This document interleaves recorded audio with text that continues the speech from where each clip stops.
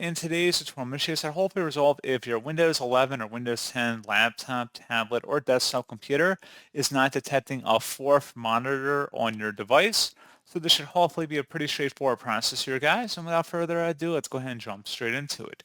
First thing I recommend doing would be to check the physical connections and ensure that the display port, HDMI, or USB-C cable are firmly plugged into both the computer as well as the monitor. And if you need to try a different port, I'd recommend swapping it out. Try a different port on your device and see if that is able to resolve it, assuming you had multiple connections. You may also want to try that monitor on a different computer and see if it's an issue with the monitor itself. You can also attempt to power cycle the monitor, just turning it on and off again for about 30 seconds or unplugging it and plugging it back in and see if that's able to help resolve the problem. You can also verify the input source, so using the monitor's on-screen display, there should be a button on the monitor itself that can be ensured that you're selecting the correct input, such as an HDMI 1 or HDMI 2 or a different port option. Make sure you're on the right port, basically.